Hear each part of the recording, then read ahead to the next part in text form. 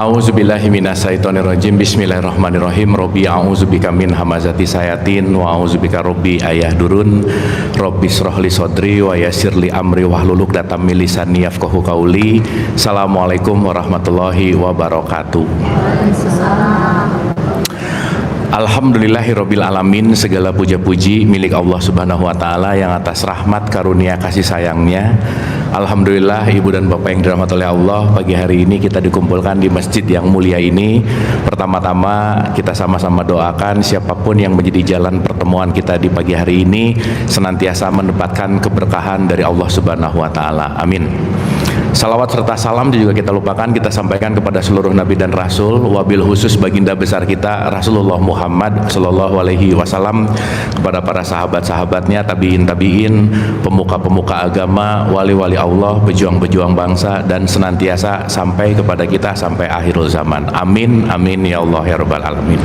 Ibu bapak sehat ya semua? Alhamdulillah, pagi hari ini seperti biasa kita melanjutkan lagi perjalanan suluk kita melanjutkan lagi kesadaran-kesadaran yang kita terus kupas untuk kita selalu aplikasikan, dan senantiasa kita bersyukur diwadahi oleh pengajian atau majelis taklim Babu Salam ini semangat untuk terus belajar, semangat untuk terus bertumbuh, dimana semangat itu gratis ya ibu bapak, nggak beli gitu. Jadi kalau nggak punya semangat ya sayang, dan alhamdulillah bersyukur sekali, luar biasa semangat ibu bapak yang mau belajar ini tinggi sekali. Saya sangat bahagia, sangat senang, dan yang paling pasti semoga kajian kita ini bukan hanya menambah pengetahuan, tetapi bagaimana dari pengetahuan yang kita transformasikan kepada perilaku, yang kita transformasikan kepada akhlak, dan yang terpenting lagi output dari apapun semua adalah konteksnya bermanfaat. Sebelum kita mulai, kita tidak pernah bisa menghitung-hitung nikmat Allah, kita nggak pernah bisa mengkalkulasi semua apa yang Allah berikan kepada kita, dan semua kita bisa rasakan, alami karena kita terlahir, dan terlahir itu nggak mungkin kalau nggak ada ibu bapak kita. Jadi saya rasa kita doakan ibu bapak kita dulu sejenak. Ibu bapak kita sebagai manusia biasa pasti punya kesalahan. Mari kita maafkan kesalahan-kesalahannya, dan kita lestarikan kebaikan-kebaikannya. Senantiasa kasih sayang Allah memberikan yang terbaik, khususnya untuk ibu bapak kita, dan siapapun yang terlebih dahulu meninggalkan kita, dan siapapun yang sedang sakit dalam keadaan musibah, senantiasa kasih sayang Allah memberikan kekuatan dan ketabahan. Dan kita sama-sama bermunajat pagi hari ini dilancarkan untuk dialirkan pengetahuan, petunjuk, dan kesadaran. Tidak sibuk, santai dan rileks. Al-Hadiniyah, Al-Fatihah. A'udzubillahi minasyaitonirrajim. Bismillahirrahmanirrahim. Alhamdulillahirabbil alamin. Ar-Rahmanirrahim. Maliki yaumiddin. Iyyaka na'budu wa iyyaka nasta'in. Ihdinas siratal mustaqim.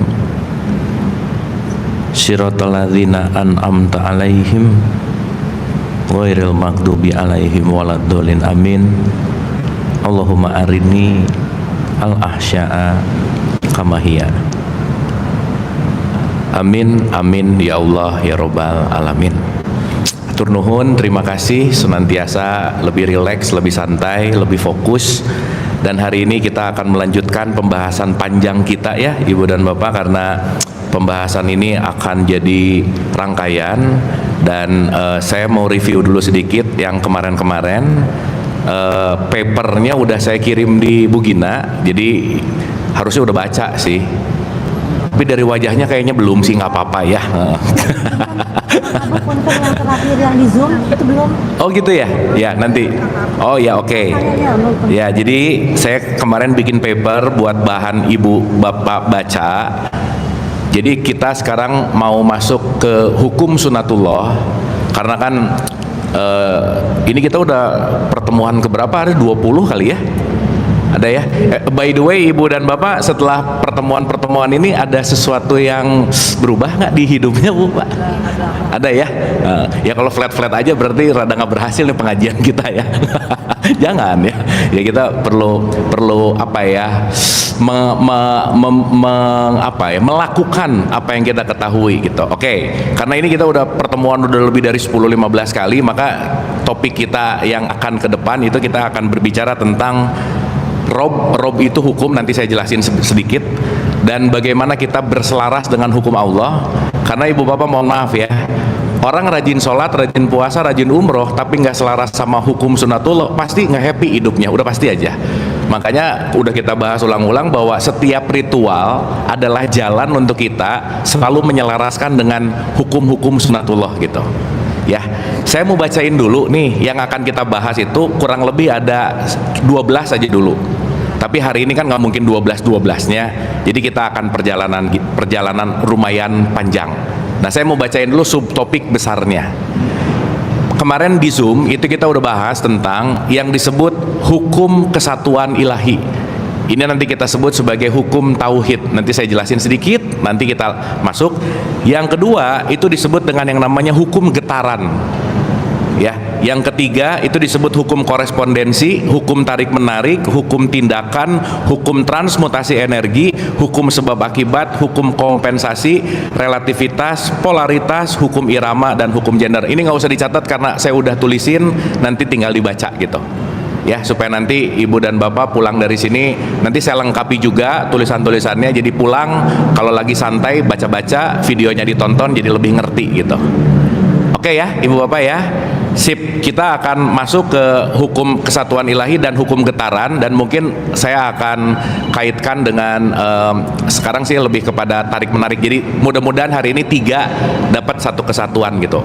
Pelan-pelan, nggak perlu terlalu cepat-cepat, tetapi kita bisa menikmati setiap prosesnya gitu. Setuju Bu, Pak? Oke ya, semangat Ibu Bapak. Duh, lemas-lemas gini, ini belum mulai ya. Oke ya. Oke. Siapa yang sering baca surat Anas di sini? Sering nggak? Gimana surat Anas, Bu? Kul a'udzu birob binas malik kinas ilah inas. Dah sampai situ dulu. Pernah nggak ada yang nanya kenapa Rob duluan, kenapa nggak Malik duluan? Pernah nggak merenung kenapa ilah disimpan terakhir, Rob disimpan pertama? Pernah nggak kita menelaah kenapa Allah menghantarkan dirinya dalam Anas itu pertama Rob dulu, baru Malik, baru ilah? Ada yang pernah nanya itu, Bu? Ya nggak apa-apa, nggak nanya juga nggak apa-apa sih, makanya saya mau nanya gitu. Ya, artinya kalau kita mulai merenung di surat 11 ayat 1 ada kata-kata Quran ini terperinci dan setiap rinciannya pasti ada makna gitu. Ya, nah kenapa kita bahas ini? Karena nanti kita akan berkesesuaian dengan Anas, karena Anas itu manusia. Saya ulang dulu Orang dan manusia beda nggak, Bu, Pak? Beda. Beda. Ibu Bapak orang apa manusia? Masih orang. Nih ya. Kalau manusia dia sudah menetapkan atau dia sudah apa ya bahasanya ya? Sudah selaras dengan segitiga sama sisi ini. Sisi yang paling atas disebut Allah, sisi yang kiri disebut manusia, sesama makhluk manusia, di sini alam. Makanya manusia itu yang menetapkan segitiganya, hablum minallahnya oke, hablum minannasnya oke, hablum minal alamnya juga oke. Satu apa? Hablum minallah, nas. Nah, minal alam ini agak jarang diceritain di ceramah-ceramah tuh, agak jarang diomongin. Makanya sering banget kata-katanya cuma hablum minallah, hablum minannas. Betul nggak, Bu, Pak? Makanya mohon maaf ya, orang bisa rajin sholat tapi buang sampah sembarangan karena lupa bahwa merawat alam itu juga bagian dari Islam. Merawat kehidupan itu juga bagian dari konteks rahmatan lil alamin. Nah, kalau segitiga sama sisinya ini yang disebut harmoni atau selaras, itulah disebut manusia. Ya, makanya kita udah bahas panjang lebar. Orang itu identitasnya, manusia itu nilainya, value-nya. Orang itu kemasannya, manusia itu perilakunya. Makanya tidak semua orang layak disebut manusia. Makanya surat terakhir Quran tuh Anas, bukan Bashar gitu, bukan orang, bukan, tapi manusia. Pertanyaan, berarti yang namanya manusia harmoni sama Allah, harmoni sama sesama, dan harmoni sama alam nggak kira-kira, Bu, Pak? Iya. Nah, itulah kenapa yang pertama kali di surat Anas disebut Kul a'udzu birobbinas. Ibu bapak sadar nggak kalau doa ada kata-kata doa yang depannya Allahumma? Ada? Ada yang Robbana nggak? Apa bedanya? Ini main doa-doa aja nih, jangan-jangan nih. Ya, di situ ada yang menggunakan unsur Allah, di situ ada yang menggunakan unsur Rob, betul nggak? Kalau doa untuk orang tua pakai Allah atau pakai Rob? Kenapa? Kenapa nggak pakai Allah di situ, nggak pakai Allahumma di situ? Gimana? Ya, sip ya. Nah, ini kenapa saya tanya-tanya ulang-ulang untuk menyadari ternyata banyak banget yang kita nggak ngerti gitu loh, Bu, Pak. Betul nggak? Ternyata banyak banget yang kita nggak paham, yang kita praktekkan, tapi kita nggak tahu kenapanya. Makanya kenapa di perjalanan sekarang nih di Majelis Taklim Babu Salam kita tidak berbicara kulitnya, tapi kita berbicara why-nya. Makanya tadi saya sebut kita lagi melakukan suluk gitu. Jadi bukan urusan hanya bacaannya, hafalnya, tapi masuk kepada esensi memahami untuk mengaplikasikan gitu. Ya, satu-satu nih. Kita pemanasan dulu boleh ya sebelum masuk ke hukum ini, supaya nanti ibu bapak kita akan clear. Oh ternyata ya, kenapa selama ini hidup aku tuh dalam tanda petik nggak selaras? Kenapa selama ini hidup aku tuh banyak konflik? Karena jangan-jangan tidak harmoni dengan Allah, sesama, dan alam gitu. Contoh, mohon maaf ya, maaf banget. Pernah dengar fawailul lil musholin? Pernah nggak? Sekarang saya mau nanya, ibu bapak waktu sholat itu memperbaiki hubungan sama Allah, sama manusia, atau sama alam? Yang mana? Waktu sholat itu lagi memperbaiki hubungan sama siapa kira-kira? Jadi sama sesama enggak? Sholat itu kegiatan keallahan atau kemanusiaan? Semuanya. Makanya kenapa disebut fawailul lil musholin? Jangan-jangan ritualnya dikerjain, tapi relationship-nya sama sesama dan alam itu tidak tercipta gitu. Jelas ya? Pertanyaannya, kalau relationship urusannya di jiwa nggak? Iya. Kalau sholat itu urusan jasad, urusan jiwa? Dua-duanya. Ada gerakan ritual tapi spiritualnya terkoneksi. Jadi kalau ritual yang dikerjakan tanpa hubungan spiritual yang terkoneksi, maka segitiga sama sisinya itu nggak terjadi gitu. Maaf ya ibu bapak, saya mau ngomongin fakta nih sedikit nih, saya ulang. Saya punya teman psikiatri, banyak banget pasiennya yang rajin sholat, rajin umroh, rajin puasa, tapi hidupnya stres mulu gitu. Anxiety-nya over, disorder, stresnya disorder. Kenapa? Karena dia melakukan hanya dalam konteks ragawi, ritual, upacara, tapi tidak terkoneksi kepada tiga hal ini gitu. Jelas ya?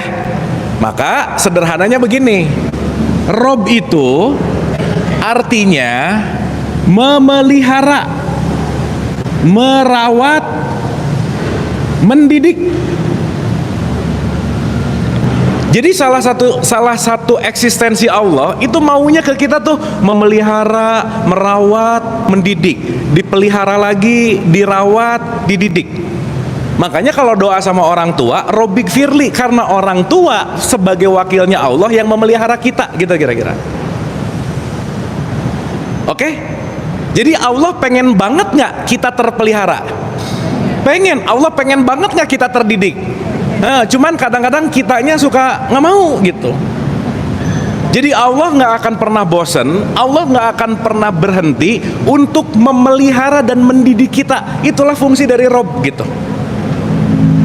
Berarti ketika ngomong Anas, ketika kul a'udzu birobbinas, ya Allah aku ini yang tidak pernah lepas dari didikanmu, yang engkau maha sabar untuk mendidik aku gitu. Bu, Asmaul Husna yang nomor terakhir apa namanya? Sobur. Jadi Allah maha sabar nggak?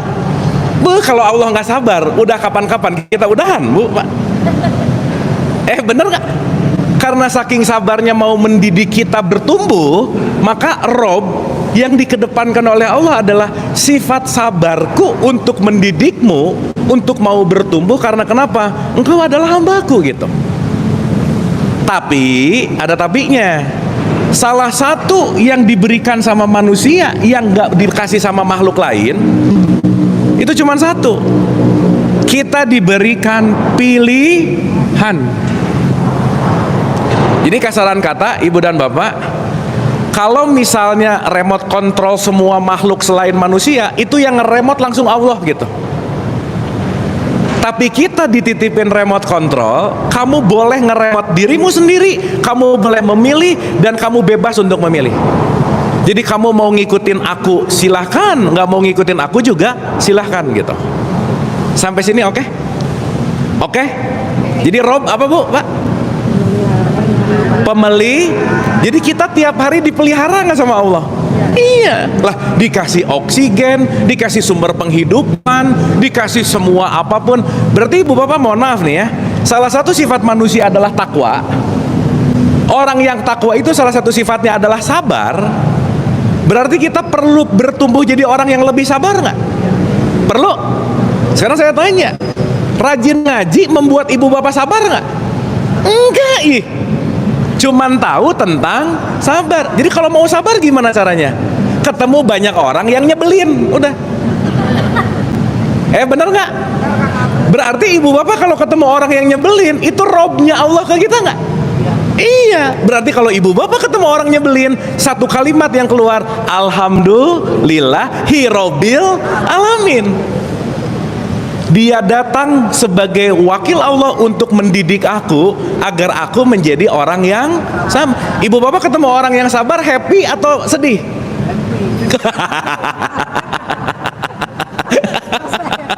Iya. Jadi nanti kalau ketemu orang yang nyebelin lagi, Alhamdulillahirabbil alamin. Segala puji yang mendatangkan pendidik ini supaya aku mendekati sifat Allah yang maha sabar. Oke? Sip? Oke nggak ini? Clear ya? Dipraktekin, jangan lupa pulang dari sini begitu Alhamdulillahirabbil alamin. Ada rob di situ kalimatnya. Oke? Paham maksud saya? Nah ya, hari ini rob dulu ya, nanti Ilah sama Malik next gitu. Tapi yang jelas ngerti dulu bahwa jangan ceplas-ceplos gitu loh bu, main ngomong robik firli, robana gitu. Tapi nggak ngerti gitu maksudnya apa gitu. Ya, supaya nanti kita menjiwai apa yang kita ucapkan tuh tumbuh. Ibu bapak maaf ya, sesuatu yang kita nggak ngerti tidak merubah kita loh. Ibu bapak mau ngaji hataman nggak ngerti, nggak akan ada berubah. Sok saya mau nanya, ada nggak orang yang rajin hataman tapi rajin juga ngegosip? Ada nggak? Jangan banyak, nggak enak, ada aja. Berarti ngajinya tidak merubah perilaku. Karena kenapa? Jembatannya tidak masuk ke level yang namanya paham. Oke? Clear? Clear. Dah. Rob ini, saya mau nanya, Allah ngurus kita satu-satu nggak bu, pak? Si Abu diurusin, ini diurusin, ini satu-satu nggak Allah ngurus? Hah? Gini. Lampu merah, tiap lampu merah ada polisi yang mencet-mencet merah, hijau, kuning, ada nggak? Tiap lampu merah diurusin satu-satu nggak sama polisi? Kenapa? Karena ada sistem. Kan nggak ada di lampu merah nongkrong di bawah, di belakangnya cetek hijau, kan enggak. Tapi diatur sama sentral, sehingga sentral ini yang mengatur semua lampu merah gitu. Oke? Jadi kira-kira Allah ngurusin kita satu-satu atau pakai sistem? Sistem. Clear? Nah, dalam konteks rob ini terbentuklah sebuah sistem yang kemarin kita bahas. Sistem besarnya Allah dalam ngerob kita, mendidik kita, melatih kita, itu namanya sunatullah. Pernah dengar sunatullah nggak? Sunatullah itu dari kata sunnah dan Allah. Sunnah itu artinya apa? Sistem. sistemnya Allah. Makanya sunnatullah sama sunnah Rasul nggak mungkin tabrakan, nggak mungkin. Berarti semua Rasul mengikuti sunnahnya Allah nggak kira-kira? Yes. Clear ya? Sehingga kalau nanti kita ngerti yang namanya sunnatullah dan sunnah Rasul itu pasti selaras, saya mudahkan supaya kita ngerti sunnatullah itu adalah bentuk yang membuat sistem, itu namanya hukum. Apa Bu Pak? Jadi Allah maha memiliki hukum nggak? Jadi kalau gitu, kalau Allah maha memiliki hukum, kalau kita nggak sesuai dengan hukum Allah, Allah menghukum kita nggak? Enggak, kita yang nggak sesuai dengan hukumnya. Oke nggak ini? Kan sekarang Allah lagi menghukum aku. Allah nggak pernah menghukum. Allah nggak pernah menyiksa. Ibu bapak ada ujian nggak dalam hidup? Siapa yang ngasih ujian? Nah mulai ini. Lu nyalahin Allah mulu. Yang milih diri sendiri, yang komplain diri sendiri lah. Kamu yang milih, kamu yang komplain tuh gimana? Betul nggak? Berarti ujian dari mana? Azab dari mana? Kerugian dari mana? Ini, ya Allah, kenapa engkau menguji? Kata Allah, siapa yang nguji? Kamunya aja, kitanya aja yang nggak sesuai dengan hukum. Jadi Allah memiliki hukum atau menghukum? Mantap. Soalnya ibu bapak, kenapa saya tekanin ini? Ketika orang mendapatkan kesulitan, dia tidak melibatkan dirinya gara-gara kesulitan, mendapatkan kesulitan ini, dia nyalahin Allah terus, dianya jadi nggak bertumbuh gitu, nyalahin orang. Nah, aku tuh gini gara-gara dia, Allah lagi mengujiku. Kalau udah gara-gara dia, Allah lagi mengujiku, akunya nggak ada gitu. Akhirnya kita jadi korban terus, playing victim kalau kata anak-anak sekarang. Nggak mau berubah, betul. Akhirnya ngomong Allah menguji, gitu aja terus. Tuh sedih, Allah menguji. Uji itu kalau udah lumayan oke. Kalau udah mulai rada emang gak seneng banget, kata-katanya ganti. Allah kayaknya mengazab. Katanya jadi naik, jadi azab. Gitu. Oke? Oke? Ini dapat? Dah. Sekali lagi. Allah memiliki hukum atau Allah menghukum? Sip. Berarti pertanyaannya, hukum ini berlaku bagi siapa?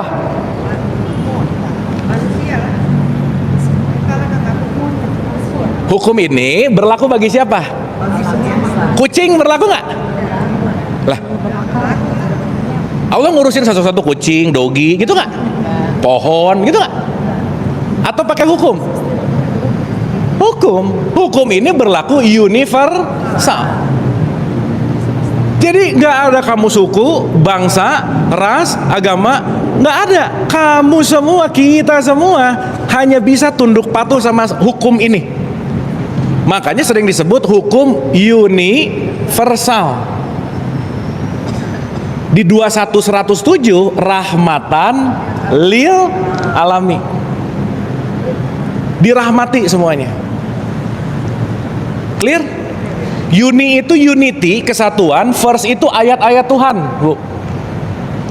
Jadi nanti ibu bapak kalau ngerti, kalau dengar kata ayat-ayat, di sininya jangan langsung mikir yang ada di buku, yang ada tulisan Arabnya, bukan. Semua kesemestaan ini adalah ayat-ayat Allah. Berarti perlu diobservasi nggak? Perlu dibaca nggak? Contoh. Ini bentar lagi misalnya awan mendung. Kira-kira bakal apa tuh? Ada tulisan nggak? Sebentar lagi hujan? Nggak ada. Tapi kalau orang yang bisa membaca tanda, dia tahu nyiapin payung. Makanya disuruh mengikro. Ingat ya, ikro itu bukan baca tulisan, baca bukan, tapi membaca tanda-tanda. Nah makanya hanya orang-orang yang berakal lah yang bisa membaca ini. Makanya kalau kita jarang ada why-nya, jarang ada kenapanya, ngikutin aja. Ini nggak dipakai ini lama-lama. Akhirnya kita dikuasai oleh kebiasaan. Sampai sini oke? Clear? Nah, yang pertama kemarin kita udah bahas, hukum tertinggi dari hukum kesemestaan, kalau pinjam dari beberapa teori, itu sering disebut, saya pakai bahasa aslinya dulu ya, itu disebut oneness. Oneness. Oneness itu artinya hukum kesatuan. Kesatuan dalam bahasa yang sering kita tahu itu disebut hukum keesaan Tuhan. Dalam bahasa Arab disebut tauhid. Pernah dengar kata tauhid nggak? Apa sih tauhid? Persatuan. Ahad, dari kata ahad. Ahad itu esa. Ibu bapak, Allah itu satu atau esa? Di Pancasila, gimana Pancasila? Ketuhanan yang maha esa atau satu? Jadi Allah itu satu apa esa? Apa bedanya? Nah, mulai. Hah? Kalau satu tuh hitungan satu, ini satu bisa jadi pieces. Tapi esa bukan satu ini, tapi menyatu. Maha menyatu. Contoh. Allah dekat apa jauh? Dekat apa jauh? Nah, kenapa bisa disebut dekat?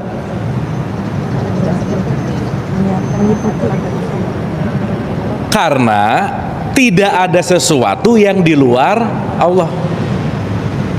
Karena Allah adalah muhit, Allah maha meliputi.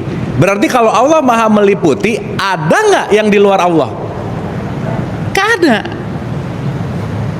Nih ya, ibu bapak kalau sholat suka gini nggak? Allahu Akbar gitu.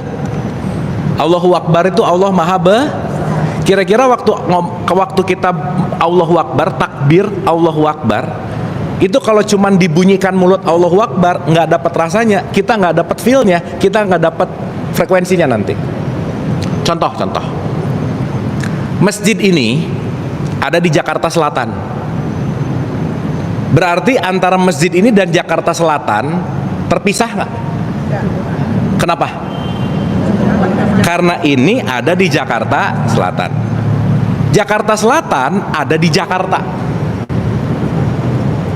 Jakarta ada di Pulau Jawa.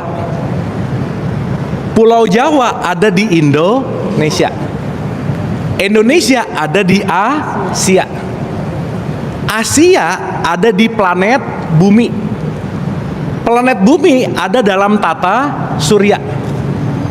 Tata surya ada di mana?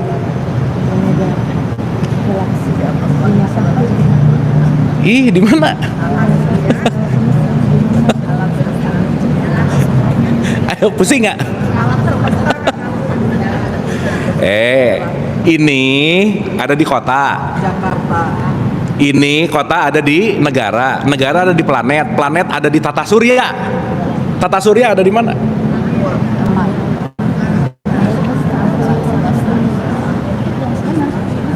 Kalau dalam perspektif tasawuf, tata surya ada di mana? Ada di dalam Allah.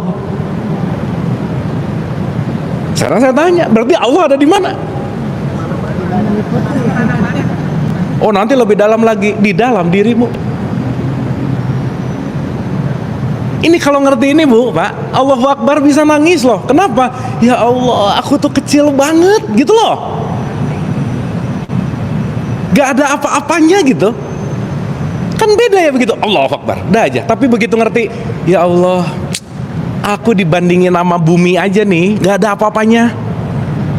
Bumi dibandingin matahari, gak ada apa-apanya. Itu kan begitu Allahu Akbar, salah satu visi misi kita takbiratul ihram, simple, satu, gak usah sombong, gitu kira-kira. Gak usah ngerasa paling benar, karena kenapa? Ada yang maha benar, ada yang maha besar. Konteksnya sadarilah bahwa kita tuh nothing. Ibu bapak maaf ya, itu orang tuh suka sok-sokan, kita selamatkan bumi. Suka dengar gitu nggak? Ya elah, bumi nggak ada kita baik-baik aja kok. Bener nggak? Jadi yang harus diselamatkan bumi atau orangnya? Gitu. Selamatkan bumi gitu. Gimana sih gitu? Oke? Dapat nggak? Kebayang Allahu Akbar, Allah gede, kebayang nggak Bapak? Nggak bisa dibayangin. Kenapa? Saking besarnya. Karena dia yang maha meruangi segala sesuatu. Maka kenapa aku muhit, kata Allah, aku yang jadi ruangan, aku maha ruang. Artinya kalau aku maha ruang, tidak ada sesuatu yang di luar aku. Pertanyaannya, kalau Allah maha ruang, gimana mau jauh dari Allah? Sejauh-jauh ibu bapak pergi, nggak akan ada yang bisa lebih jauh dari Allah, nggak akan ada yang bisa lebih jauh lagi. Karena kenapa? Nggak akan pernah kita bisa menjauh dari Allah, orang Dia yang mewadahi kita.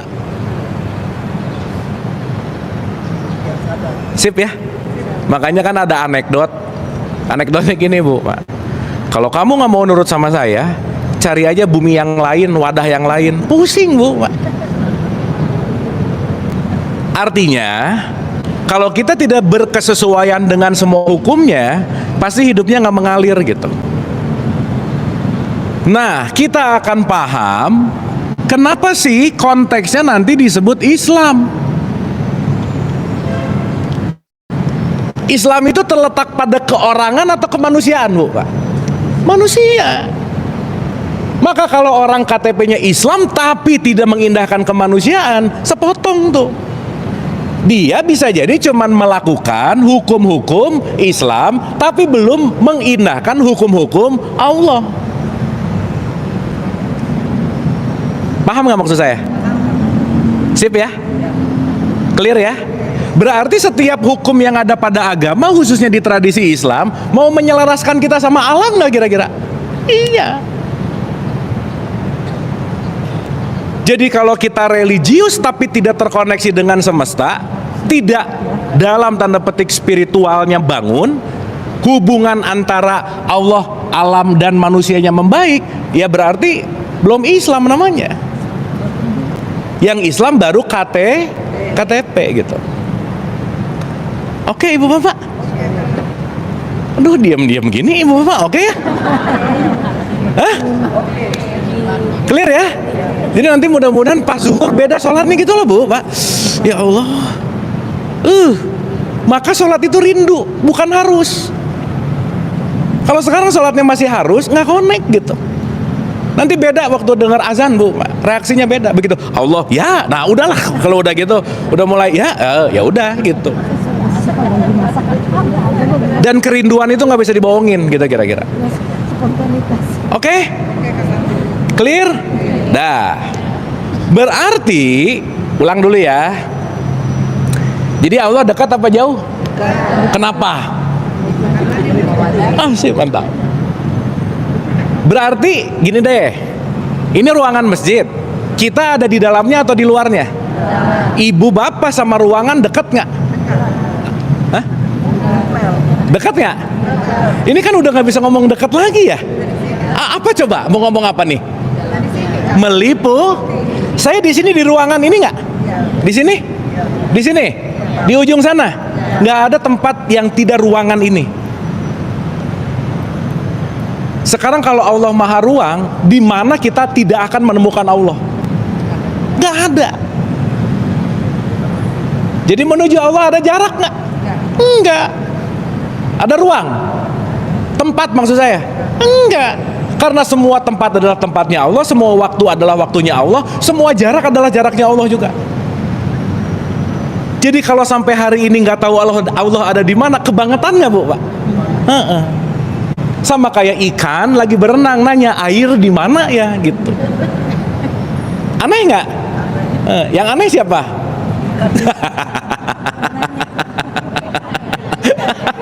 Iya, ini kan ikan-ikan lagi berenang aja sih gitu. Yang nanya air ada di mana gitu. Ya. Sip. Oke. Berarti pertanyaannya, hukum kesatuan Allah, keesaan Allah semuanya menyatu nggak? Iya. Apalagi ibu dan bapak, kalau kita mulai ngerti semua apapun termasuk kita yang namanya manusia, semua adalah percikan ruhnya. Berarti memercik di saya nggak? Di ibu-ibu, di bapak-bapak, semua kita percikannya datang dari sumber yang sama nggak? Ya kenapa saling ngejelekin sih? Orang di dia ada percikan Allah, di dia ada percikan Allah, di dia ada percikan Allah. Hukum satu kesatuan yang disebut tauhid. Berarti kalau kita tidak melihat percikan Allah di orang lain, kita sedang tidak bertauhid. Akhirnya ada sekat. Masa mau nolong aja nanya agamanya, Bu? Mak, aneh. Ada ibu-ibu jebret tabrak, mau nolong. Ibu agamanya apa? Aneh nggak? Aneh lah. Orang Quran ngomong disebut rahmatan lil alamin kok. Berarti kita menggagas dan kita mendapatkan informasi yang asalnya satu kesatuan jadi di kotak-kotak, betul nggak? Iya. Padahal semesta ini, kalau bicara dalam konteks ini, semuanya satu kesatuan yang tidak pernah bisa terpisah. Oke Bu, Pak. Ini kalau kamu nganggap ya, ibu bapak pernah ngelihat puzzle nggak? Ini nih, nggak anggap puzzle? Puzzle itu satu gambar, tapi banyak piece-nya nggak? Sip. Tapi dia bisa jadi satu gambar karena menyatu dalam piece-piece tertentu nggak kira-kira? Berarti kita ini semua piece atau satuan-satuan dari semesta raya nggak kira-kira? Iya. Berarti kita satu kesatuan dalam puzzle yang sama nggak? Ya makanya nggak usah berantem gitu. Berarti kalau maaf ya, ngerasa aku lebih baik dari dia, aku lebih surga dari dia, lupa bahwa dia dan aku percikannya sama. Betul nggak? Sekarang kalau gitu saya tanya, berarti yang memisahkan kita dengan Allah jaraknya bukan? Secara jarak bisa terpisah nggak? Kenapa? Meliputi. Secara tempat bisa terpisah nggak? Nggak. Kenapa? Meliputi. Ibu mau di mall, PIM 1, PIM 2, PIM 3, mau di rumah, mau di masjid ini, Allah selalu ada nggak? Kenapa? Meliputi. Tapi sekarang ada nggak orang yang dikit-dikit kita serahkan segala sesuatu kepada yang di atas? Plafon, bener Bu. Iya benar-benar. Yang di atas apa? Plafon, bener Bu. Betul nggak? Jadi menyangka Allahnya ada di mana? Di atas, langit ketujuh. Jauh nggak? Jauh. Ya. Apa yang dimaksud dengan Allah berada di arsy? Nah, abis ini nanti kita bahas. Sampai sini oke dulu nggak? Arsy itu artinya wadah. Nih, Ibu pinjam ya? Nggak akan saya minum Bu, tenang Bu. Air dan wadahnya. Air esensinya, botol wadahnya. Air bisa air bisa ada di sini karena ada wadahnya. Ya. Pertanyaan. Kalau kita haus, yang kita cari airnya atau mereknya? Airnya. Sip. Tapi untuk bisa mengatakan, memanggil, perlu nama dan merek nggak kira-kira? Sip.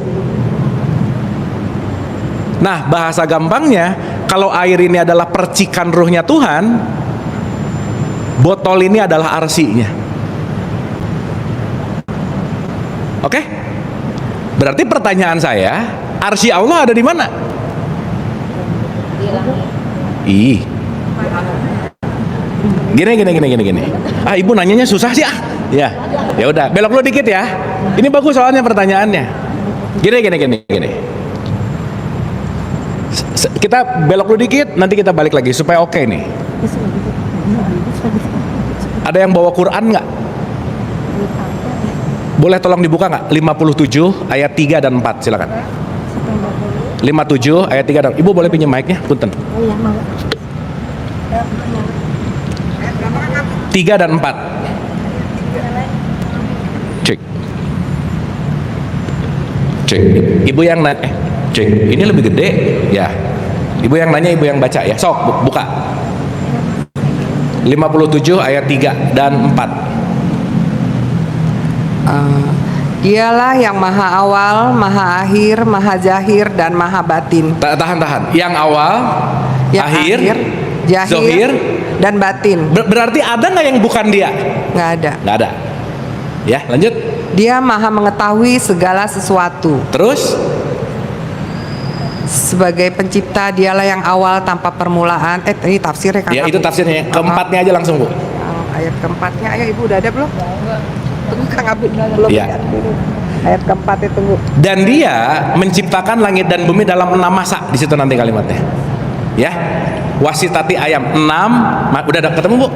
Ayat berapa? 4. Satu ayat ke bawah. Tunggu, ayat keempat, tunggu Kang Abu. Ah.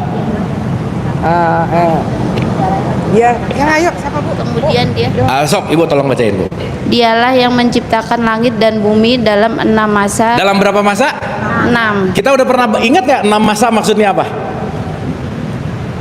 Nih ya, sederhana ya. Allah sebagai energi, dia menciptakan wadah menjadi materi. Dari wadah terciptalah air, dari air terciptalah flora, fauna, baru manusia. Jadi menjadi manusia perlu runtutan evolusi nggak kira-kira? Nah makanya disebut 6 masa. Bikin kita itu nggak gampang, Bu, Pak. Ada energinya, ada wadah. Ibu bapak kalau mau bikin sesuatu, wadahnya dulu, isinya dulu. Wadah, karena mau ada kita, diciptain dulu tuh. Maka penciptaan evolusi yang paling tertinggi, inilah yang disebut yang namanya manusia. Manusia dulu, flora dulu. Manusia dulu, tumbuhan dulu yang diciptakan. Manusia dulu, binatang dulu. Ya, karena nanti akan menjadi rantai makanan. Sip ya? Energi, planet dan isinya, air, flora, fauna, manusia. Ini ada 6 nih ceritanya. Gampangannya begitu. Lanjut, Bu. Kemudian dia berkuasa atas aras. Dia mengetahui apa yang masuk ke dalam bumi dan apa yang keluar darinya. Oke, tahan dulu. Kemudian dia bersemayam di arsy. Berarti tempat bersemayamnya semua ini ada di mana? Lanjut, Bu, ayatnya. Dia mengetahui apa yang masuk ke dalam bumi dan apa yang keluar darinya, serta apa yang turun dari langit dan apa yang naik ke sana. Dia bersamamu di mana saja kamu berada. Ayo, apa katanya? Dia bersama kamu di mana saja kamu berada. Berarti kalau Allah di mana saja kamu berada, Allah ada di mana? Di mana? Di mana saja aku berada. Berarti kalau di mana saja aku berada, arsy ada di mana? Di mana-mana. Semuanya Kang Abu ya? Iya dong. Semuanya Kang Abu ya? Iya. Yang dibilang Allah ada di langit apa arsy yang ketujuh di atas itu berarti nggak ini ya Kang Abu? Bukan, langit itu artinya kesadaran. 7 itu artinya tertinggi. Jadi kalau kita menuju kesadaran tertinggi, baru bisa ketemu Allah gitu. Gini. Ibu bapak kalau dengar langit nunjuk kemana coba? Itu mah awan. Langit itu sesuatu yang luhur. Maka dalam perspektif tasawuf, kalau ngomongin langit, langit itu artinya keruhanian. Bumi itu artinya jasmani atau badaniah kita. Maka ada langit dan bumi. Jadi kalau Allah dikatakan ada di langit ketujuh, maksudnya di tempat ke langit ketujuh itu bukan? Bukan. Karena langit itu bukan tempat, tapi level kesadaran. Nanti puncak kesadaran dalam bahasa Quran disebut Nabi Muhammad waktu Isra Mi'raj naik ke tingkat paling tinggi nggak? Itulah yang namanya Sidrah al-Muntaha. Sidratul Muntaha. Puncak kesadaran kalau udah Sidratul Muntaha, selesai. Ketemu. Koma ya, saya komain. Mumpung pertanyaannya gini. Sekarang saya tanya.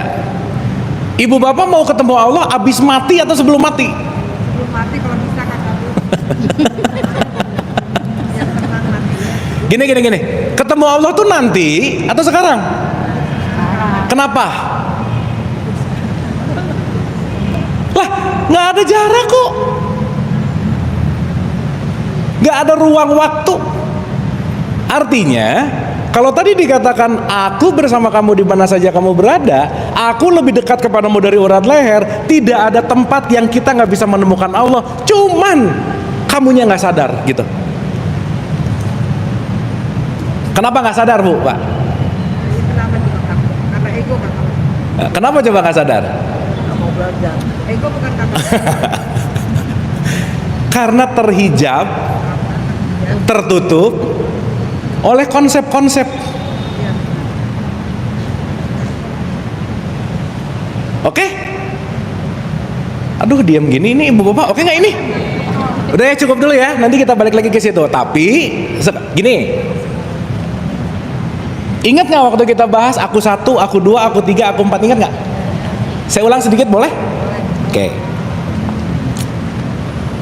Semua kita itu mau nggak mau, suka nggak suka, dalam perspektif ini kita tuh percikannya namanya ruh. Makanya di surat 32 ayat 9, aku tiupkan. Berarti kalau Allah itu lautan, kita ini tetesannya gitu. Berarti bagian dari nggak? Iya dong. Kalau lautan asin, tetesannya asin nggak? Berarti kalau saya mau merasakan asinnya air ini, nggak usah minum satu lautan, setetes mewakili nggak kira-kira? Yes. Oke? Maka bagian ini nanti dikasih alat yang namanya jiwa. Jadi aku satunya sumber, aku duanya percikan, aku tiganya jiwa, semuanya dikemas dalam tempat yang namanya jasad. Berarti sumber, percikan, jiwa, ada wadahnya nggak? Ada wadahnya nggak? Apa wadahnya? Jasad. Berarti jasad itu singgasana bukan? Inilah nanti yang disebut arsi gitu loh, Bu.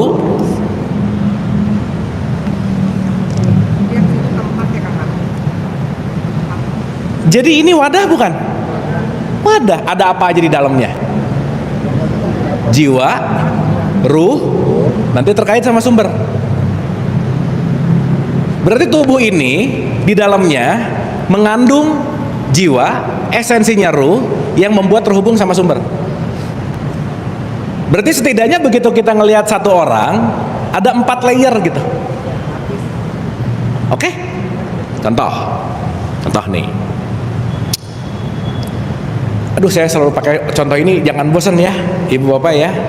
Tahu handphone Nokia 7650? Dulu itu handphone yang pertama kali ada kamera. Handphone pertama kali ada kamera sama handphone terbaru 2025 beda nggak level gambarnya? Beda. Sering disebut perbedaannya menggunakan megapiksel atau sering disebut resolusi. Sekarang kalau nonton TV itu resolusinya bright banget disebut 4K. Tapi ada yang lebih rendah 720 dan seterusnya. Itu gambarnya agak buram gitu, Bu. Sampai sini oke? Sekarang saya tanya. Saya motret bunga pakai kamera resolusi tinggi sama kamera resolusi rendah beda nggak?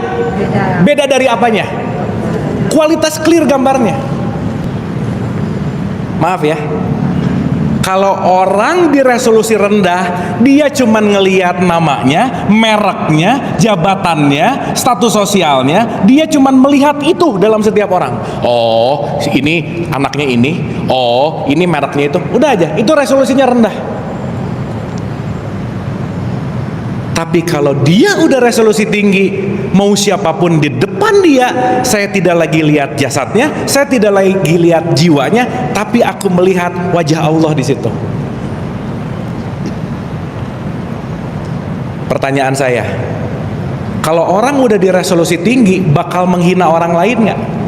Bakal ngejelekin orang lain nggak? Bakal merendahkan orang lain nggak? Bakal menerakakan orang lain nggak? Kenapa? Yang aku lihat bukan lagi jasadnya, tapi Allahnya.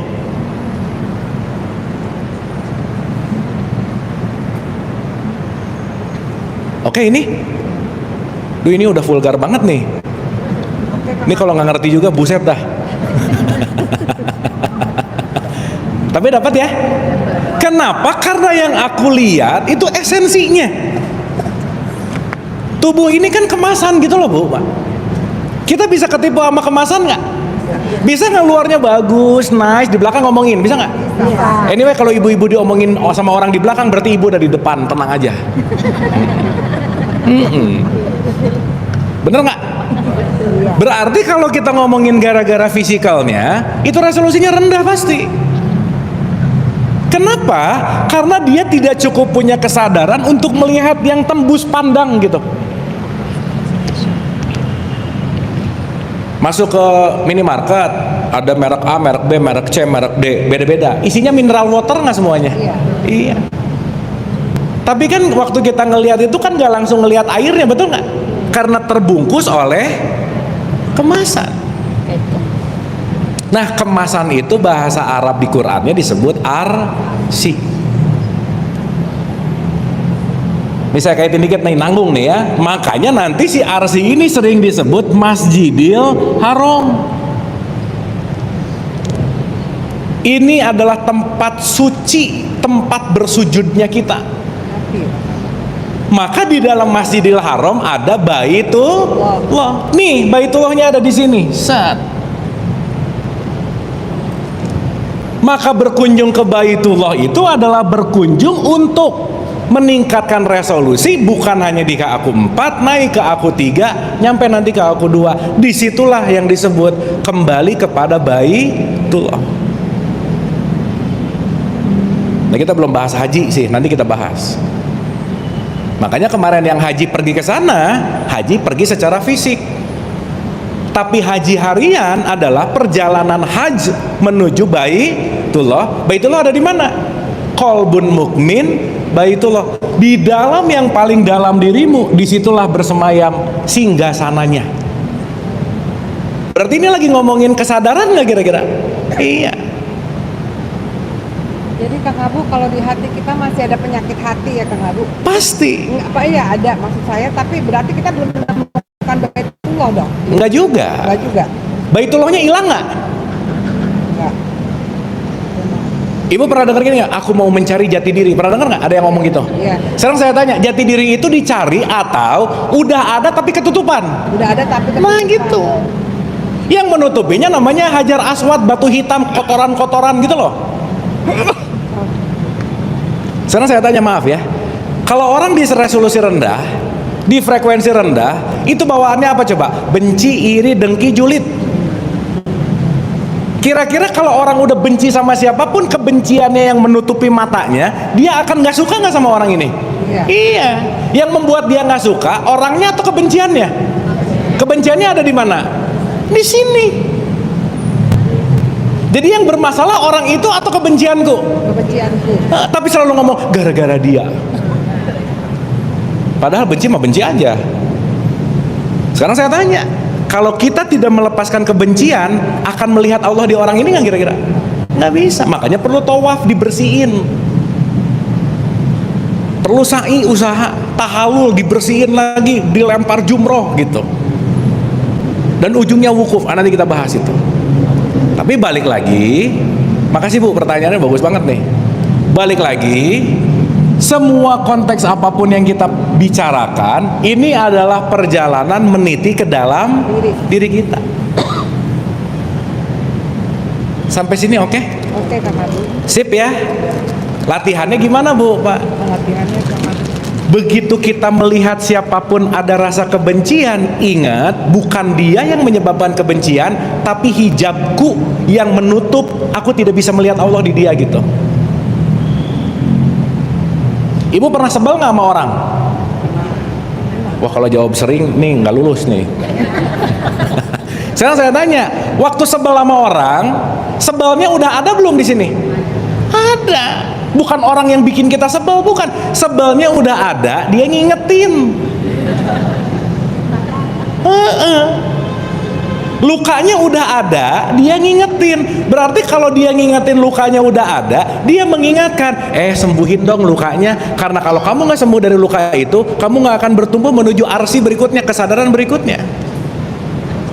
Berarti orang yang menyebalkan itu kira-kira berkah bukan? Ih, kok dia berkah? Rob bukan? Rob. Alhamdulillah, gara-gara dia aku jadi tahu ternyata aku masih pembenci. Karena kalau nggak ada dia, kebenciannya ketutup. Sok, saya mau nanya, ibu dan bapak, ada sifat kemarahan nggak dalam diri kita? Ada. Sekarang lagi keluar nggak? Enggak. Enggak, karena lagi fokus belajar. Iya. Pulang dari sini nyala lagi sih. Iya benar. On lagi sih, gitu. Ya. Oh, NPD itu penyakit sih, Bu. NPD Ya. penyakit. Kalau NPD, pertama segera hubungi profesional. Psikiater ya Kang Abu? Iya, kalau nggak psikolog, psikiater. Yang jangan mendiagnosa tanpa profesional. Wah, itu bahaya. Boleh. Gitu kira-kira. Ya, sip. Ya. Ya. Marah, sirik, benci gitu, maaf Bu. Gimana Bu? Orang itu kan udah pergi haji. Udah pergi haji. Nah, terus kalau udah jadi haji gitu, masih ada kayak gitu. Iya, berarti Hajinya nggak mabrur loh. mabrur itu kan bukan masalah perginya. Berarti dia pulang cuman bawa gelar. Ya.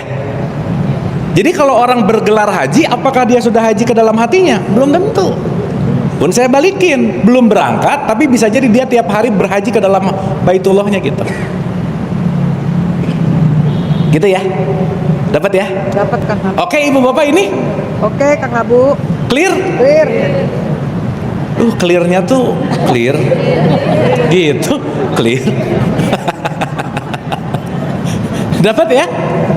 Sip ya? Nah, kira-kira maaf ya. Kebanyakan orang itu resolusinya tinggi atau rendah?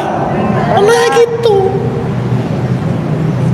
Karena si keruhaniannya ketutup sama konsep-konsep. Betul tadi yang dinamain. Konsep-konsep ini namanya jadi ego gitu. Ya, jelas ya? Nah, jadi hukum nomor 1 tertinggi namanya tauhid. Maksudnya tauhid itu bukan ada tulisan di belakang mobil gede-gede la ilaha illallah, bukan itu sih gitu. Itu mau ada gede-gede la ilaha illallah di belakang mobil tapi tiap hari benci, julid, nggak tauhid namanya. Clear? Clear Kang Abu. Sip. Sip. Jadi ketauhidan adalah kesadaran bahwa di setiap apapun yang aku saksikan, sejatinya aku hanya menyaksikan Allah. Allah yang lagi mawujud dan mahiyat, nanti kita bahas. Oke, Ibu Bapak. Nanya lagi Kang Abu. Ya. Gimana Kang Abu caranya kita bisa mencapai kesadaran tertinggi yang Kang Abu bilang tadi? Latihan. Latihan. Udah. Ibu yang cerewet diem. Iya. Nah, Terus? ibu yang marah-marah diam. Yang banyak julid diem. Dah. Jadi diam aja Kang Abu ya? Iya. Gimana Bu? Diam terus. Diam. Iya, jangan diem terus juga sih. Maksud saya gini. Yang membuat kita tidak sadar karena kita betah di resolusi rendah. Contoh, mending dendam atau mending memaafkan? Maafkan. Ada nggak yang belum dimaafkan sekarang? Ada. Nah, gimana mau ngomong resolusi tinggi nggak maafin mulu? Iya. Paham ya? Paham. Jadi yang akan membuat kita resolusinya tinggi siapa? Diri sendiri. Siapapun yang datang ke kita, dia mengingatkan supaya ayo dong naik dong. Tapi yang memutuskan aku mau memaafkan atau tidak siapa? Kita. Diri sendiri. Oke? Berarti Ibu Bapak maaf ya, nolong milih-milih nggak? Berbuat baik berdasarkan suku, bangsa, ras, agama nggak? Kelompok nggak? Nggak. Kalau kita udah lepas dari sekat-sekat kelompok, good start. Udah nggak ngelihat ini anaknya siapa, ini agamanya apa, mazhabnya apa. good start tuh. Kenapa? Aku hanya melihat manusia, dah gitu aja. Nanti lebih dalam lagi, lebih sufism lagi, lebih tasawuf lagi. Oh ini mahiyatnya Allah gitu. Udahlah belum levelnya lah, nanti aja kapan-kapan gitu. Tapi maksud saya sesimpel bahwa sadar bahwa semua ini satu kesatuan dari sumber yang sama, dah gitu dulu. Oke? Oke Kang Abu. Sip? Sip. Paham? Paham. Kira-kira kalau orang bertauhid ya, maaf ya, lebih damai nggak hidupnya? Damai. Gitu. Ibu bapak setiap hari banyak damainya, banyak konfliknya, yang mana? Ya, balance lah gitu. Itu jawaban paling aman sih, bagusnya. Berarti kalau lebih banyak konfliknya, sholat nggak ngaruh, puasa nggak ngaruh, betul nggak? Karena kenapa? Begitu kita tidak banyak konflik, artinya apa? Kita sedang selaras. Makanya kita dicek sehari 5 kali lagi damai atau enggak. Namanya sholat 5 waktu. Duh, dari subuh ke zuhur nih banyak damainya, banyak gak damainya ya. Dicek nggak waktu zuhur nanti? Iya, terbukti apa? Yang membuat kita tidak damai, apa yang kita dengar, apa yang kita lihat, apa yang kita pikirkan, apa yang kita ucapkan, apa yang kita posting, dan langkah kaki. Wudhu. Aduh, ya ampun, ternyata nih nggak enak banget. Kenapa? Banyak dengar gosip misalnya, banyak lihat berita yang nggak enak gitu. Dicek nggak tiap hari?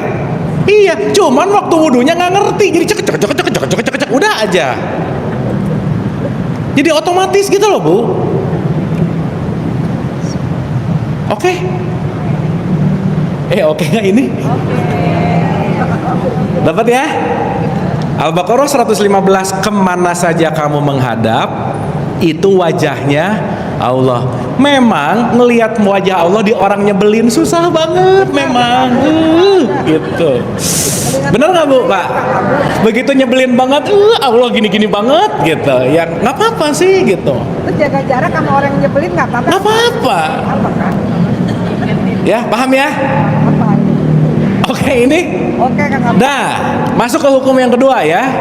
Dah. Sekali lagi ya. Hukum getaran. Yang kedua getaran nih kita mau masuk. Ibu bapak, ya dengerin ini baik-baik. Dalam semua kehidupan, esensi semua keberadaan, dalam perspektif ini semuanya energi. Semuanya apa? Energi. Sip. Jadi kalau nanti kita menelaah lebih dalam konteks let's say genetik, epigenetik, let's say saya pinjam dari teorinya Bruce Lipton, ada satu peneliti, dia bilang tubuh kita ini tersusun atas setidaknya 50 triliun sel. Berapa Bu Pak? 50 triliun. Kebayang nggak? Kebayang ya? Banyak atau banyak banget? Banyak banget. Jadi ibu dan bapak kemana-mana nggak pernah sendirian. Ke mall bawa temen 50 triliun sel temen-temen ini semua. Jadi kalau sekarang ngomong aku tuh kesepian, itu ada 50 triliun sel bareng sama kamu. Kok kesepian sih gitu? Paham? Paham. Berarti pertanyaannya, pernah dengar kata khalifah nggak? Khalifah pernah dengar? Apa sih? Nah, diam lagi nih. Ya, secara umum kan disebut pemimpin, bener nggak? Setidaknya kamu bisa memimpin 50 triliun ini. Memimpin diri sendiri Kang Abu. Oke? Oke. Jadi waktu ibu ngaca, bapak ngaca, ingat ini lagi lihat kerumunan. Ya ampun, ini kerumunan sel gitu loh Bu, Pak. Iya. Paham?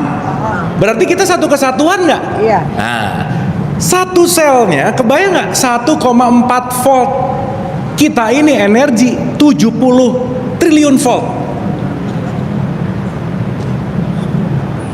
Artinya setiap apapun yang terjadi pada kehidupan kita selalu tidak pernah lepas dari energi. dikit lagi aja ya ibu bapak ya, dikit lagi aja. Setiap energi selalu ada vibrasi dan frekuensi. Selalu ada apa? Nah, dulu ibu bapak termasuk orang-orang yang sering nge-request lagu di radio nggak? Suka. Pernah ya? Iya. Nah, sekarang saya tanya,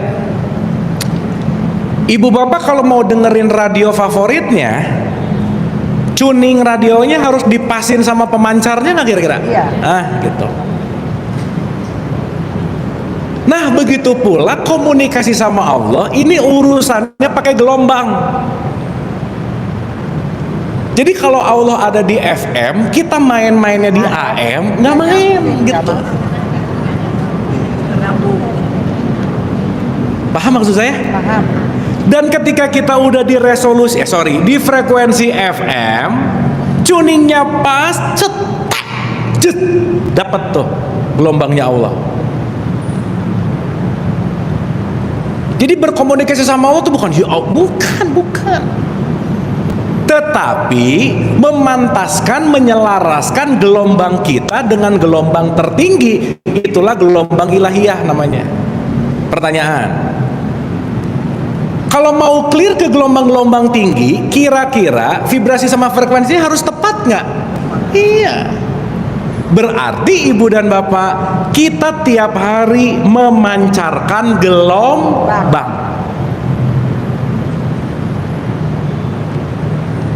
Oke? Memancarkan apa? Gelombang. Sip. Saya langsung ke tarik menarik nomor 3 ya, supaya hari ini dapat 3 nih. Tarik, menarik. Tarik menarik itu kalau dalam bahasa Inggrisnya disebut attraction. Kalau ada yang tarik, ada yang menarik. Maaf ya. Ibu bapak datang ke sini ada hukum tarik menarik nggak? Yang tertarik dan menarik ke sini pasti datang. Kira-kira undangan yang datang ke sini pakai apa? Ya WhatsApp bener sih, tapi ada gelombangnya gitu. Yang tidak sefrekuensi nggak akan datang, udah gitu aja bu. Betul nggak? Maka kita nggak bisa memaksakan siapapun untuk ngikutin frekuensinya, kita pun sebaliknya. Contoh, ibu bapak merasa ada sesuatu, wah ini oke banget, kayaknya semua orang harus tahu. Misalnya, pulang dari sini cerita kemana-mana, belum tentu satu frekuensi.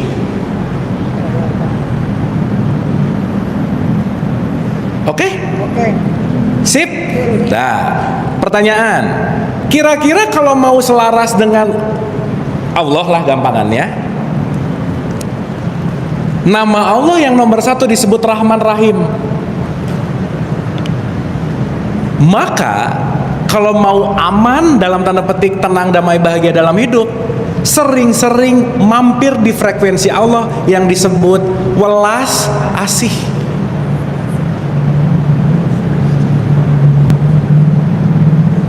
Jadi ketika Allah mengatakan di mana ya? 1 ayat 1 jelas, 6 ayat 54, 17 110. Semuanya mau ngasih tahu bahwa akulah kasih sayang, Rahman Rahim. Berarti ibu dan bapak kalau mau sefrekuensi sama Allah, membuat dirinya penuh welas asih nggak kira-kira? Nah gitu. Tapi memaafkan susah nggak? Nah balik lagi. Ya. Tapi frekuensinya tetap ada nggak? Ada. Berarti kalau kita mau bicara dalam konteks ini, belajarlah pada vibrasi dan frekuensi. Vibrasi yang frekuensi tertinggi itu namanya Rahman Rahim. Ya, kata kuncinya di sini, Bu, Pak. Ini sampai sini oke? Nah, sekarang saya tanya. Kalau bangun tidur ibu bapak mengeluarkan vibrasi rendah, resolusi rendah, yang akan datang yang rendah nggak kira-kira? Iya. Wah udah beres.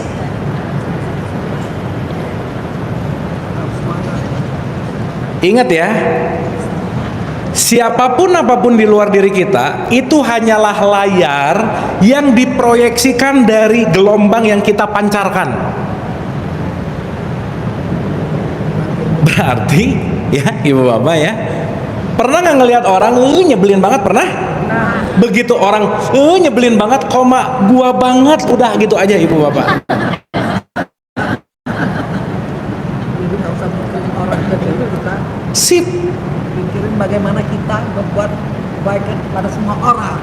top. Wah luar biasa, top banget ibu. Ibu udah bener banget, ibu boleh pulang silahkan. Top bu, mantap, bener. Berarti segala sesuatu yang kita lihat di luar, yang kita benci di luar, yang kita apa, semuanya ada di mana? Ini nih proyektornya.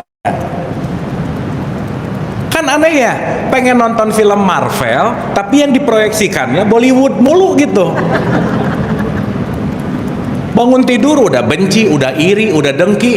Ibu bapak, sorry to say ya, kalau bangun tidur aja udah ada di frekuensi rendah, udah ada di piksel-piksel yang rendah. Jangan harap yang akan datang itu adalah resolusi tinggi, nggak bisa lah, udah. Jadi harus semangat benar. Jadi gelombangmu menentukan realitas hidupmu. Kita boleh agak sedikit role play ibu bapak? Boleh. Coba-coba ya. Ya. So.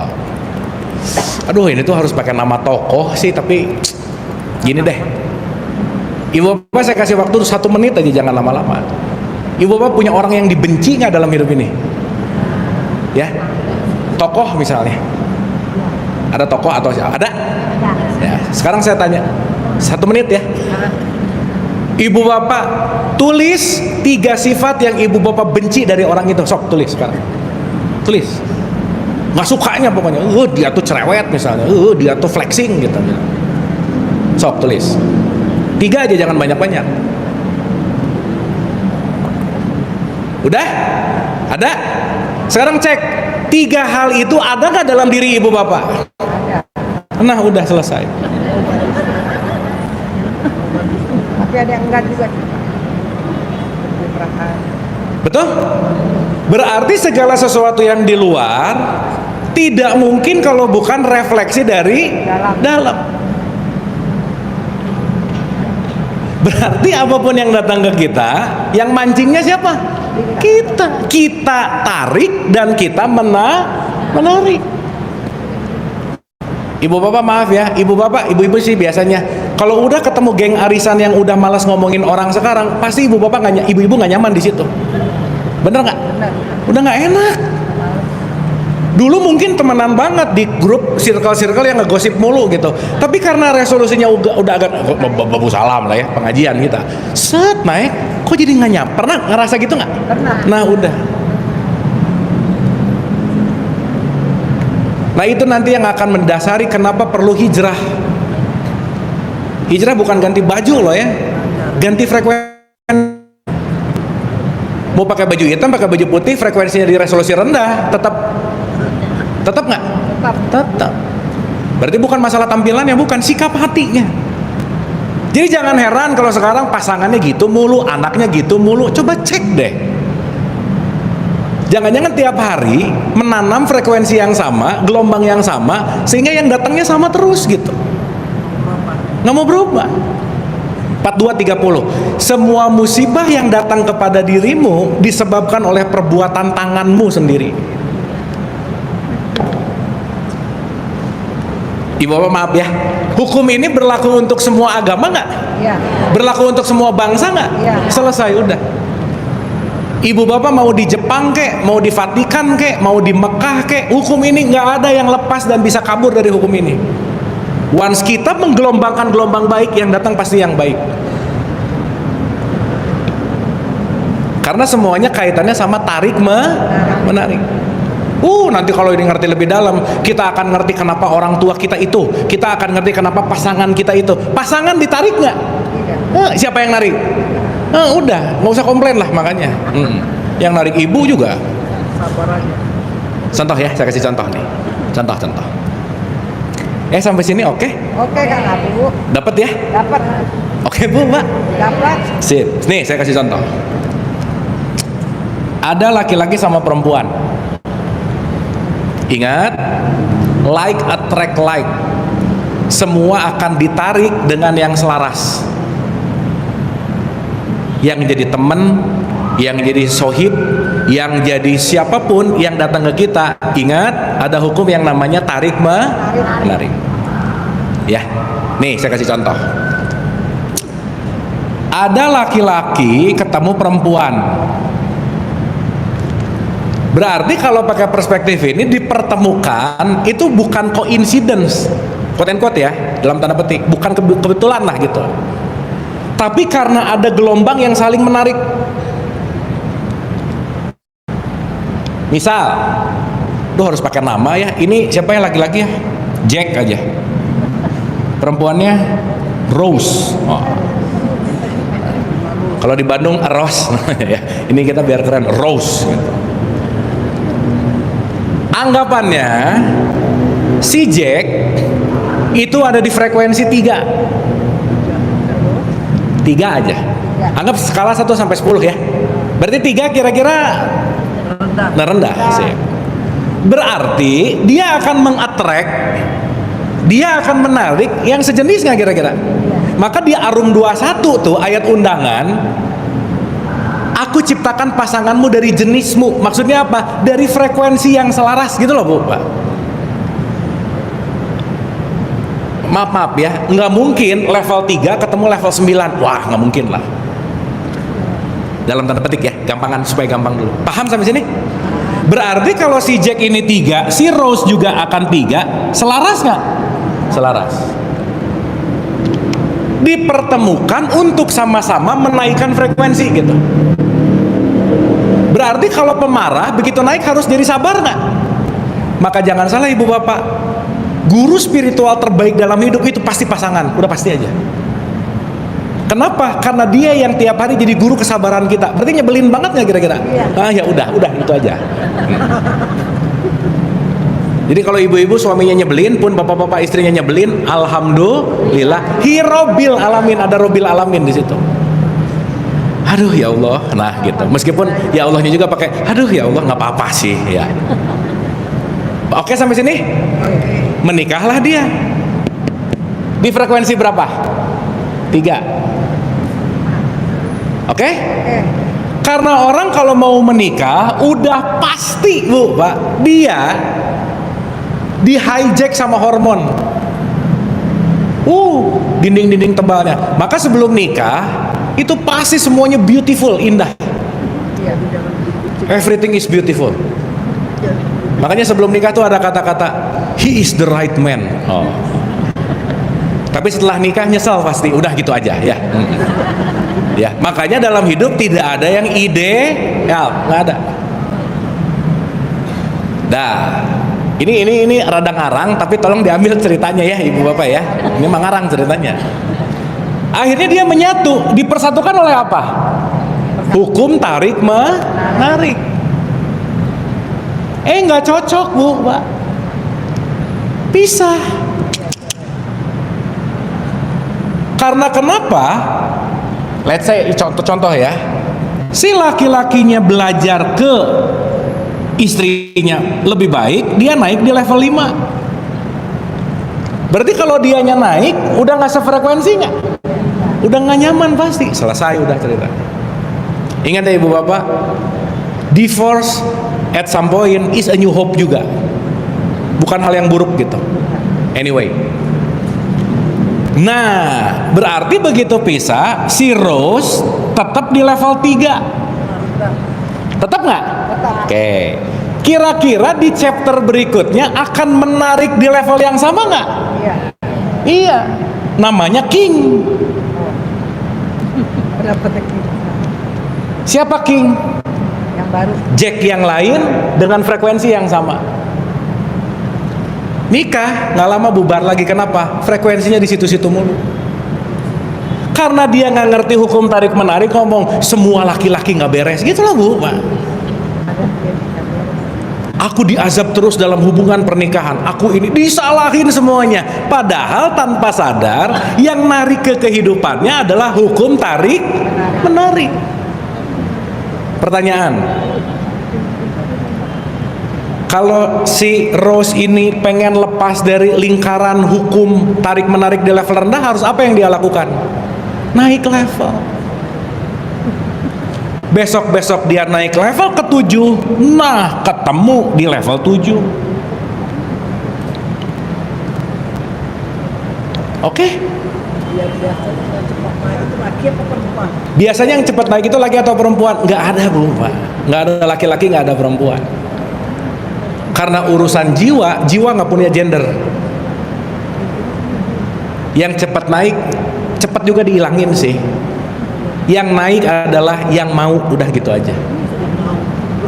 Jadi Kang Abu agar kita naik level ini ya harus kesadaran apa dengan sabar. Betul. Jadi harus Itu yang kemarin rumusnya tuh. 1, melepaskan melekatan, jangan pelit. Aduh, ibu bapak rajin ngaji di Babu Salam jadi orang pelit, nggak akan paham gini-gini, bu bapak puyeng aja udah pasti. Iya, kenapa pelit itu bikin ini stuck gitu loh. Hitung-hitungan. 2, pandai menahan amarah. Ingat tak ciri-ciri takwa? 3, pandai memaafkan. Jadi kira-kira pelit, susah kontrol amarah, susah maafin, udahlah. Dan kira-kira itu perlu dilatih terus nggak? Iya, nggak bisa. Nggak ada orang yang tiba-tiba pemaaf, nggak bisa. Perlu latih. Begitu pula nggak ada orang yang tiba-tiba pelit, perlu latih. Jadi nggak bisa ngomong, aku tuh emang keturunan pelit sih, nggak bisa. Aku tuh keturunan pemarah loh, nggak bisa.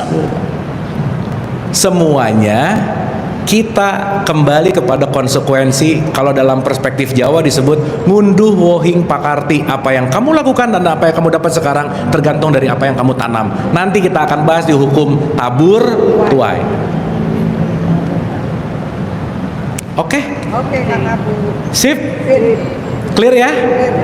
Jadi sekarang rajin sholat, rajin puasa, ritual, yuk selaraskan dengan ini semua. Justru nanti kita ngerti ritual adalah jembatan kita supaya selaras dengan semua hukum ini. Makanya jadi kafah nanti. Al-Baqarah 208, masuklah kamu kepada Islam yang kafah, keseluruhan. Keseluruhan banyak banget maknanya, salah satunya ini gitu. Oke ibu bapak? Oke Kang Abu. Sip ya? Sip. Duh lemas gini ibu bapak, oke ya? Ini paham apa puyeng? Kalau puyeng ingat hukum tarik menarik, banyak narik yang nggak beres, sudah gitu aja. Ya, jadi sekali lagi, sesaat ngerti ini, kalau mau ngapa-ngapain waspada, karena kalau aku narik di level frekuensi rendah, yang akan datang juga rendah.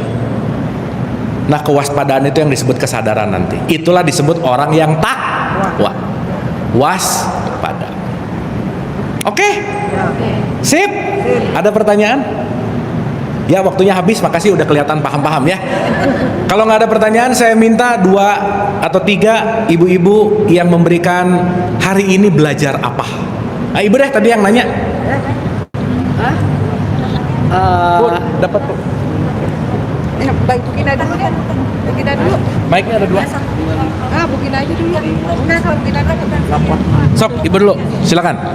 Bu dapat apa hari ini Bu? Maksud Kang Abu yang saya dapat di kajian hari ini adalah ya pokoknya apa sih Pak? Susah dibilangin. Pokoknya jelek deh Kang Abu. Pokoknya sama banget yang saya alamin. Terus saya dapat jawabannya dari kajian Kang Abu ini. Insya Allah saya bisa jadi manusia bukan orang lagi. Gitu aja Kang Abu. Makasih Kang Atur Abu. nuhun, terima kasih. Ada lagi? Ayo, Bu. Dapat apa? Ibu, punten, nih. Punten. Ya belajar sabar, belajar penuh cinta, belajar sadar kalau semua yang dialami oleh kita adalah hukum tarik menarik. Itu aja. Lebih mawas diri ya Bu ya? Iya. Makasih. Oke. Oke Kang Abu. Ibu nanti ini rekamannya ada sebelum kajian. Nextnya kan kita di Zoom. Sebelum di Zoom ini ditonton sekali lagi boleh ya? Supaya nanti saya nggak harus ngulang lagi. Tapi kita langsung ke hukum yang berikutnya gitu. Sip? Oke?